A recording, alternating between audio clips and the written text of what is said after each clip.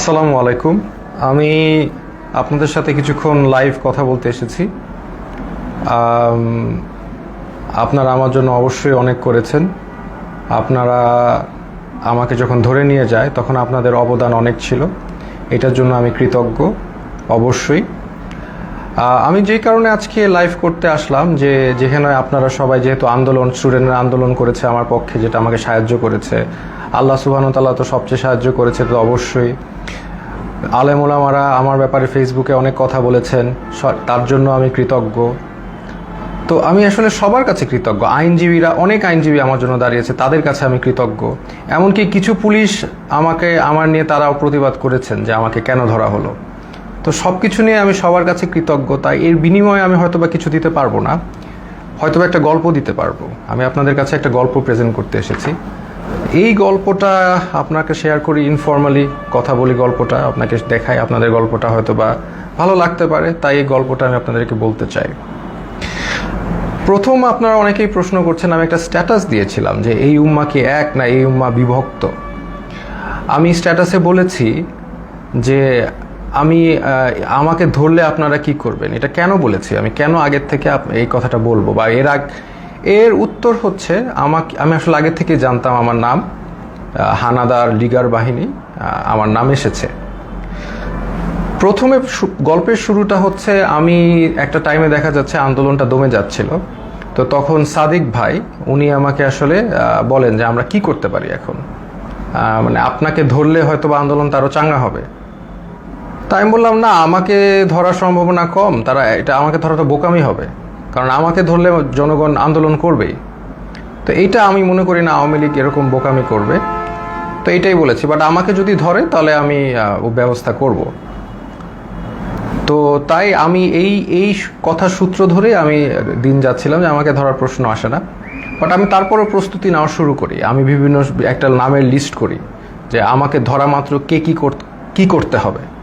এবং এটা আমার ছোট বোনকে আমি শিখিয়ে দিই যে তুমি আমাকে ধরলে এই নাম্বারে, এই সব নাম্বারে ফোন দিবা, এনাকে এই কথা বলবা, ওনাকে এই কথা বলবা, অ্যাডভোকেট নাম্বার, মিডিয়ার নাম্বার, সবার নাম্বার আমি দিয়ে রেখেছিলাম। তারপরে একদিন হঠাৎ ডক্টর সরওয়ার হোসেন উনি আমাকে ফোন করে আমাকে বলেন যে আসিফ, তোমার আর আমার নাম এসেছে, তোমার আর আমাকে আটক করা হবে, তুমি এখন, আমি এইটা লাস্ট ফোন দিলাম তোমাকে, তুমি এখন তাড়াতাড়ি পালাও। তো উনি আমাকে অবশ্যই 100% ভালোবাসেন, না হলে উনি রিস্ক নিয়ে আমাকে ফোন দিয়ে জানাতেন না, কারণ আমাদের সবার ফোন ট্র্যাকিং হচ্ছে। এটা জেনেও ডক্টর সরওয়ার হোসেন আমাকে ফোন দিলেন এবং ফোন দিয়ে উনি আমাকে পালাতে বললেন, কিন্তু আমি রাজি হলাম না। কারণ আমাকে যদি ধরে, এই বোকামিটা যদি তারা করে, তাহলে তারা নিজেরাই বিপদে পড়বে। আর আমি কেন পালাবো? আমি যদি পালাই তাহলে তো মানে এটা তো আমি কোনো অপরাধ করি নাই। আমি যদি অপরাধ না করি তাহলে আমি পালাবো কেন? তাই আমি পালাই নাই। আমি একদম স্ট্রং ছিলাম।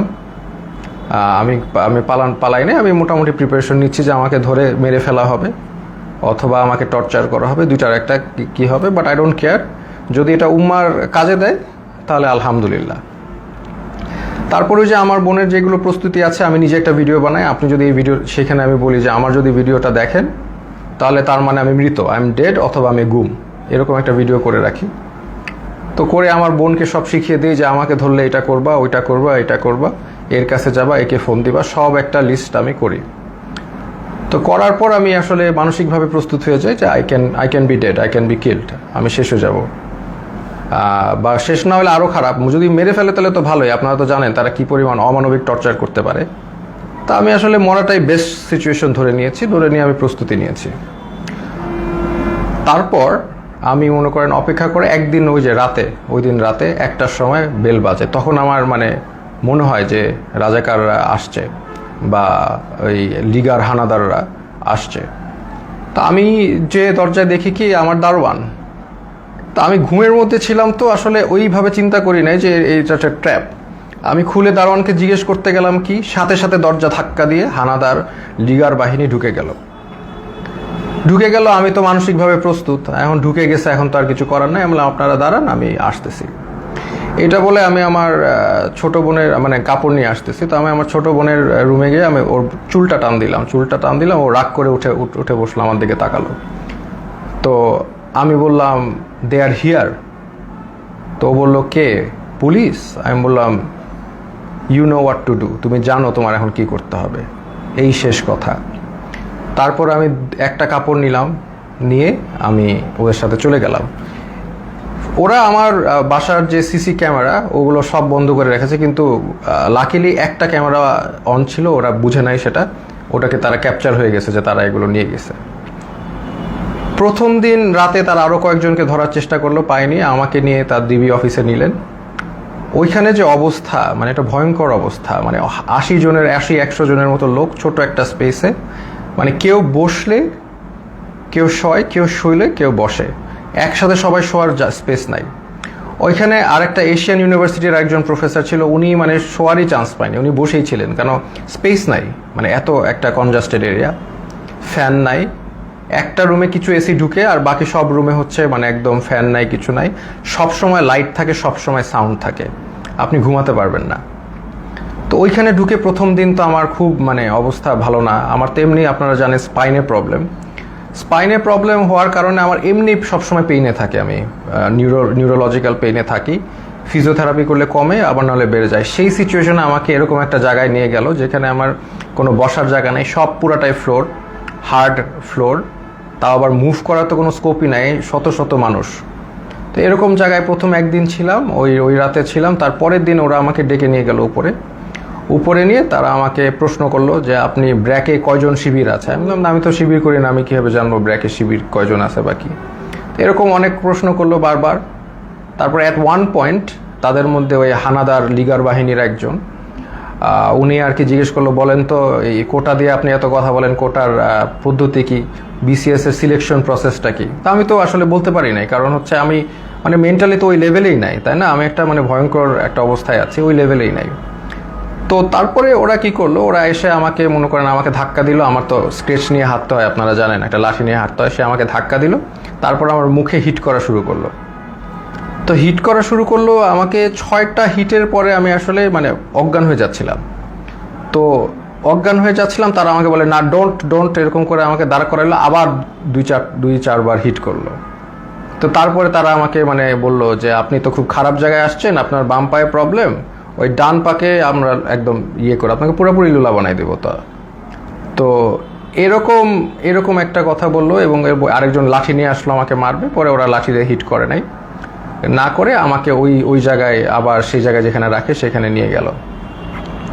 তো ওই জায়গায় আবার আমার থাকা শুরু হলো, মানে ওইখানে এমন একটা জায়গা, বললাম তো কেউ যে এটা ফার্মের মুরগির মতো, ওইখানে কেউ মুভ করতে পারে না, কারণ এত মানুষ এত শর্ট জায়গায় মুভ করার, কেউ হাঁটার কোনো সিস্টেম নাই।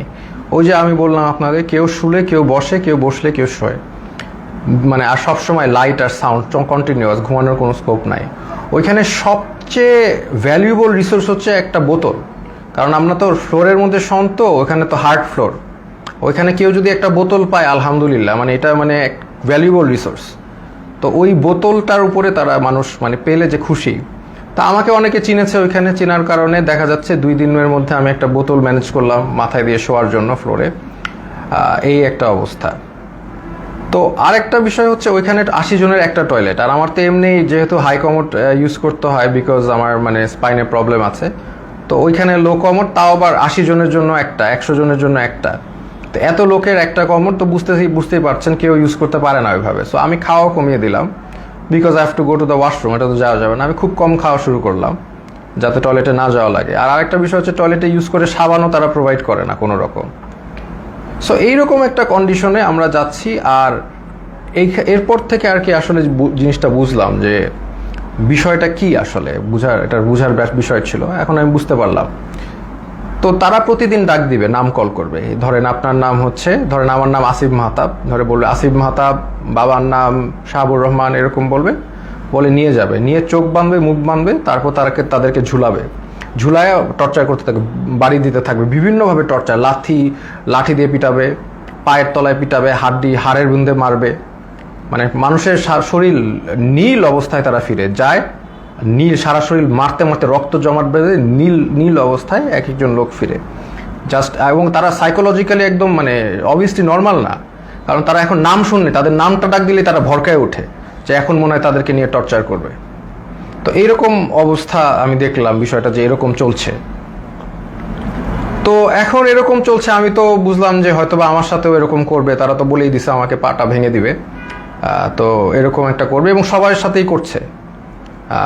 স্পেশালি জামাতের যারা আছে তাদেরকে, মানে জামাত যেহেতু বলে ফেলছে একবার, তাদেরকে মানে অমানবিকভাবে টর্চার করছে জামাত। আর নূর ভাইয়ের সাথেও ওইখানে দেখা হলো, নূর ভাইরে বললাম কি অবস্থা, তো নূর বলল যে যে ভাই আমাকে তো অনেক মারছে, হাত দিয়ে দেখালো, হাত নীল হয়ে গেছে। তো এই এই এই হচ্ছে সিচুয়েশনটা। আর ওখানে তো মানে আর সবসময় তো লাইট, বাইরে যে একটা আলো, বাইরে যে বৃষ্টি পড়তেছে নাকি এটা আমরা গেস করা শুরু করলাম যে বাইরে আদৌ বৃষ্টি পড়ছে কিনা, কারণ মোটা ওয়াল, কোনো উইন্ডো নাই, কোনো বাইরের কোনো আলো বাতাস তো আমি জানি নাকি, ভিতরের মধ্যে থাকি আমরা বদ্ধ ঘরে, শুধু আলো আর এই যে কনস্ট্যান্ট সাউন্ড, মানে এই একটা অবস্থা। তো এরকম যাচ্ছে, এরকম একটা অবস্থা যাচ্ছে। তো এখন দেখলাম অনেকে ভেঙে পড়তেছে। তো আমি আর কি আমি আমার মতো করে ইন্সপিরেশন দেওয়ার চেষ্টা করলাম যে আপনারা এইভাবে টর্চার্ড হচ্ছেন, আপনি কি মনে করেন না আল্লাহ আপনাকে এটার জন্য রিওয়ার্ড দিবেন? আজকে আপনারা তো জানেন নবী করিম সাল্লাল্লাহু আলাইহি সাল্লাম বলেছেন যে আপনি যদি এইভাবে নির্যাতিত হন আপনার গুনাহ মাফ হচ্ছে, আপনাদের গুনাহ মাফ হচ্ছে। আপনার যদি গুনাহ এইখানে থাকার কারণে গুনাহ মাফ হয়ে জান্নাতুল ফেরদৌসে যেতে পারেন, এটা আপনার জন্য ভালো, নাকি এইখানে ভালো থাকলেন তারপর জাহান্নামে গেলেন, এটা ভালো? তো এইভাবে আমি সবাইকে একটু ইন্সপায়ার করার চেষ্টা করলাম, মোটিভেশন দেওয়ার চেষ্টা করলাম। আর আমার নিজের তো হেলথ কন্ডিশন ডিটোরিয়েট করতেছে প্রোগ্রেসিভলি, আর ওয়াশরুমের ইস্যুটা তো ছিলই। তো এইরকম একটা অবস্থায় সবাইকে মানে মোটিভেট করছি আমি। আর আমার নিজেরও তো ওই যে ফার্স্টের দিন যেভাবে আমার মুখে ফেসে হিট করেছে, এই পরে তো আমার একটা দিন জ্বরই ছিল, আমি শুয়েছিলাম। তো এই হচ্ছে আমাদের মানে সিচুয়েশন। আমি ওখানে একদিন শুয়েছিলাম, তারপরেও আমি সবাইকে মোটিভেশন দেওয়ার চেষ্টা করি। একটা ছেলে আসলো, সেই ছেলেটা কাঁদতে কাঁদতে, স্যার আমি তো কিচ্ছু করি না, আমি জাস্ট ইলেকট্রিক্যাল কাজ করি, আমাকে ধরে নিয়ে আসছে স্যার, আর ধরে নিয়ে আমাকে টর্চার করতেছে, কাঁদতে কাঁদতে শেষ। আমি বললাম কাঁদতেছো কেন, মানে তুমি পুরুষ মানুষ না, are you not a man, তুমি কাঁদবা কেন, টর্চার করলে করবে। বলে স্যার আমাকে স্বীকার করতে বলে, আমি খুন করেছি, এই করেছি, আমি তো করি নাই স্যার। বলে করবা না, স্বীকার করবা না, তোমার পাটা যদি কেটেও ফেলে তারপরেও তুমি স্বীকার করবা না, কেন করবা? যেটা সত্যি সেটা বলবা, তুমি করবা না স্বীকার, আমাকে মেরে ফেলবে। তো ওইখানে আবার একটা জিনিস বুঝলাম যে সবাই কান্নাকাটি করে যে তাদের একটু মানে জেলে কবে যাবে, মানে তাদের জেল হচ্ছে তাদের জন্য স্বর্গ। ওইখানে যেভাবে টর্চার করে, যে নাম ডাকবে, বাবার নাম ডাকবে, দ্যাট মিনস তাদেরকে টর্চার করা হবে। তা এই জন্য তারা যদি জেলে যেতে পারে, এটার জন্য তারা দোয়া করে আল্লাহর কাছে, আল্লাহ আমাদের যাতে জেলে দেয়। তো এরকম অবস্থা। আমাকে তারপরের দিন, আমি তো অলরেডি এর মধ্যে তো আমি আমার বোনকে বলে আসছি, তার মানে আমার যে ভিডিওটা ছিল যে আপনি আমার ভিডিও দেখলে আমি মৃত, হ্যাঁ, তো এই ভিডিওটা আমি আশা করছি যে পোস্ট হয়ে যাবে। আমার বোনকে যেভাবে কাজ করতে বলেছি করবে, লয়াররা কাজ করবে। তো এটা আমি আশাবাদী ছিলাম যে ইনশাল্লাহ সবাই যার যার অবস্থা থেকে কাজ করবে, স্টুডেন্ট আন্দোলন করবে, যে এগুলো করার পরে এবং জনগণ যখন এটার এগেনস্টে কথা বলবে, আরেকটা ইস্যু হয়ে যাচ্ছে, ফার্স্ট অফ অল আরেকটা নতুন ইস্যু হয়ে যাবে, যেটা দিয়ে আবার আন্দোলন শুরু হবে।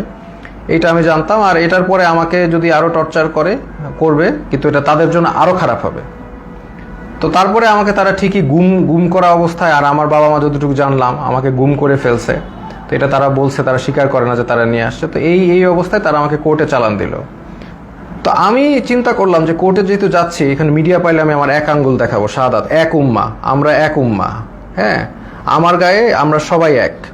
তো এই সিম্বলটা আমি চিন্তা করেছি দেখাবো।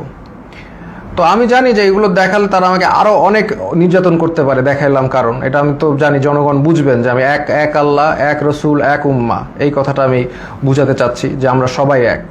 আমার অত্যাচার যা হলে হবে, এই অত্যাচারের কারণে যদি আপনারা স্বাধীনতা পান, এই জুলুমের থেকে মাফ পান, তাহলে আলহামদুলিল্লাহ, নো প্রবলেম, আমাকে অত্যাচার করুক। তো আমি ডিসিশন নিয়ে নিলাম, এক দেখাবো। তা আমার সাথে ওই জগন্নাথের আরিফ ছেলেটা, খুবই সাহসী ছেলে, ও আমার সাথে কেসটা দিল, মামলা দিল, আমরাও গেলাম, আমি ওকেও বললাম যে আমি এক দেখাবো। তো এই অবস্থায় এই এক উম্মা শাহাদাতের আঙ্গুল দেখিয়ে আমি ওই কোর্টে দেখালাম, এবং কোর্টে আমাকে সম্পূর্ণভাবে মানে কোর্টের যে জাজ, তিনি আমাকে দেখে চিনে বললে আপনাকে ওখানে দাঁড়ানো লাগবে না, আপনি বসেন। তো উনি আমাকে বসালেন, কিন্তু তারপরেও ওই মিথ্যা মামলাটা দিলেন যে আমি নাকি সেতু ভবন ভাঙচুর করেছি, যেটার মানে কোনো মানে এটা জোক, মানে এটা যে কলাপস করছে সোসাইটি, ওখানেই প্রমাণ যে এরকম একটা মিথ্যা মামলা যেটার কোনো তথ্য নাই, প্রমাণ, এটা বলাই আসলে সময় নষ্ট। তো এই মিথ্যা মামলা উনি মানে জাজ আমাকে দিলেন, আর আমাকে আবার 6 দিনের রিমান্ড মঞ্জুর করলেন। তো ওই 6 দিনের রিমান্ড আবার গেলাম, আর এই সময়টা অনেকের সাথে পরিচয় হলো। ওখানে বিএনপির অনেক নেতা ছিল, পার্থ ভাই ছিলেন, ওনার সাথে আমি বললাম যে পার্থ ভাই আপনার তো আর আমার মামলা এক, আমি তো আপনার সাথে আসি। তো উনি বলে যে আমি তো তোমাদের সাথে থাকতেই চাই না, আমি তো এখান থেকে বের হতে চাই, একটু মজা করলেন। তো এরপরে অনেক মানুষের সাথে পরিচয়। একজন আসলেন, ওনাকে মানে উনি হাঁটতেই পারতেছেন না, পাটা একদম প্রচুর মানে অবস্থা খারাপ করে পিটিয়েছে। ওনার অপরাধ ছিল উনি ছাত্রদের পানি খাইয়েছেন, উনি ছাত্রদের পানি দিয়েছেন, ছাত্ররা পানি খাইয়েছেন, এই জন্য তাকে অমানবিক টর্চার করলো। তো টর্চার করলো, উনি এসে শুয়ে গেল। আমি বললাম যে এইগুলো একই কথা বললাম যে আপনাদের এটা গুনাহ মাফ হচ্ছে। তারপরে লাস্টে একটা কথা বললাম যে আপনি যে এত টর্চার হলেন ছাত্রদের পানি খাওয়ায়, এখন আবারও কি খাওয়াবেন আপনি? তো উনি বললো ইনশাল্লাহ স্যার আবারও খাওয়াবো। আমি like that's the answer I am looking for. আমরা আবার করব, আমাদের ছাড়লে আমরা আবার করব, we are not going to give up. আমরা তো আবার করব, তাই না? আমরা কি অপরাধ করেছি যে আমরা করব না? পানি খাওয়ানো কি অপরাধ? তো এই হচ্ছে একটা অভিজ্ঞতা। তো এরকম এই যে একজন পেলাম। আর একজন হচ্ছে মাদ্রাসা স্টুডেন্ট, তাকে হচ্ছে তাকে বলছে খুন করেছে, সে পুলিশ খুন করেছে, এটা সে তাকে বলছে, এবং তাকে প্রতিদিন পিটায়, প্রতিদিন নিয়ে টর্চার করে। তো এটা নিয়ে আমরা হাসাহাসি করি, কারণ হচ্ছে এরকম একটা সিচুয়েশনে হাসাহাসি না করে যদি আমরা মেন্টালি ব্রেকডাউন করি তাহলে এটা মানে হবে না, মানে এটা আমরা আরও আমরা সব এইগুলো যা হয় সেটা নিয়ে হাসাহাসি করি। তাই আমি বললাম কি নিয়ে মেরেছে? বলে যে আমাকে বলেছে যে তুমি তো মাদ্রাসার স্টুডেন্ট, তুমি তো কোরআন পারো। বলে হ্যাঁ পারি। তো কোরআনকে বলছে অর্থ জানো? অর্থ জিজ্ঞেস করেছে, অর্থও সে পারে, সে কোরআনে হাফেজ। তো তারপর বলে কোরআনে হাফেজ এই রবীন্দ্রনাথ না কার বই পড়েছো? সে বলছে পড়েছি। তো বলে পড়লা কেন? এই অন্য এই নন ইসলামিক বই পড়া তো হারাম, এটা বলে আবার টর্চার করলো, হাতে পায়ে পিটালো। মানে খামুক, মানে একটা কিছু বলেই পিটায়। আমরা এটা নিয়ে হাসাহাসি করতে করতে শেষ। যে বলে ও বললো, আমি বললাম যে কোনোভাবেই স্বীকার করবা না, যে তুমি যদি খুন না করে থাকো তুমি মিথ্যা মামলা দিও। বলে আমাকে আরো টর্চার করবে। বলে করবে, বললাম তো তোমাদের দিয়ে করাত দিয়ে হাত পা কেটে দিলেও স্বীকার করবা না, যেটা সত্যি সেটা বলবা। এরকম একজন সবচেয়ে কষ্ট লিখেছে যে মানে একটা ছেলে, ওর নাম হচ্ছে সানিয়াত ভাই। উনি হচ্ছে বিএনপির একজন মন্ত্রীর ছেলে, নাম বললাম না।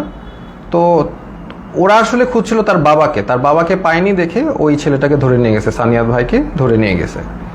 তো সানিয়াত ভাইকে 4 দিন, উনি বলছে 4 দিন ওনাকে পিটিয়েছে, চোখ বেঁধে হাতে দিয়ে ঝুলিয়ে পিটিয়েছে।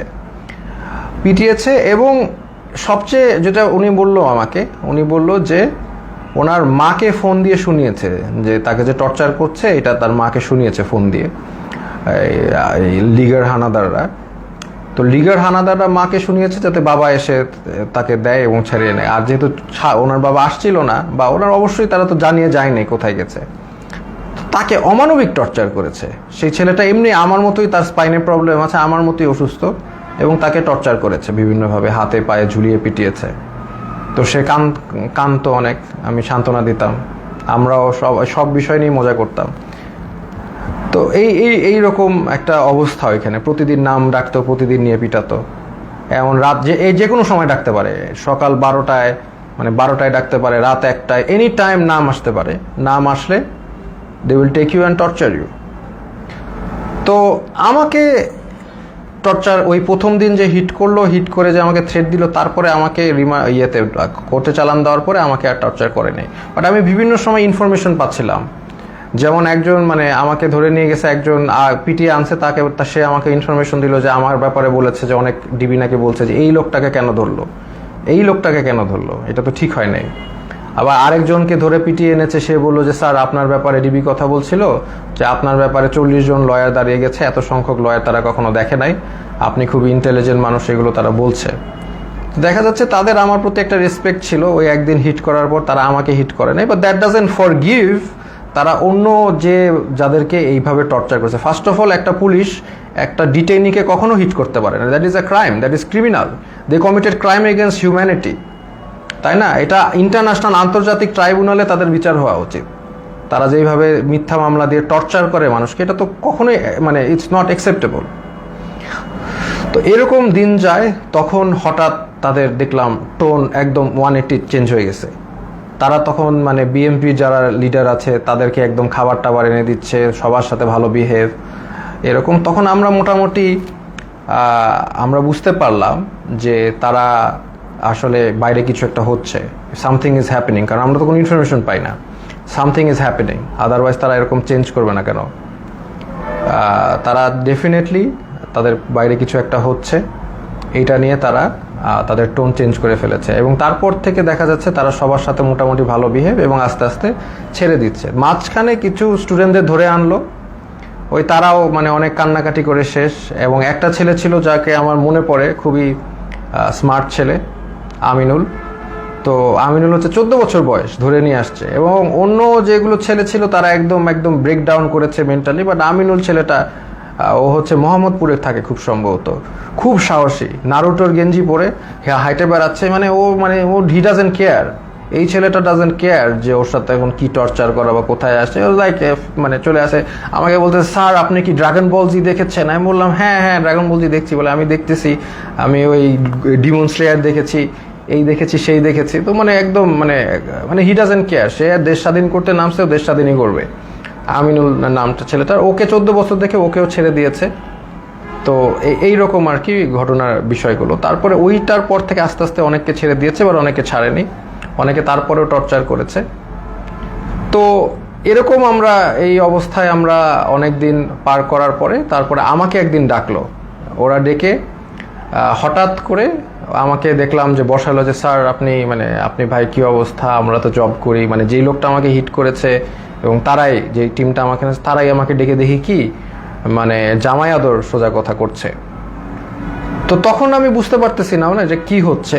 এখন হয়তো বা বুঝলাম যে সিচুয়েশন বাইরে পরিবর্তন হয়েছে, দেখি তারা আমাকে ভালোভাবে ট্রিট করছে। চা খাওয়ালো, বিস্কিট খাওয়ালো, ভালো ভালো বিস্কিট খাওয়ালো।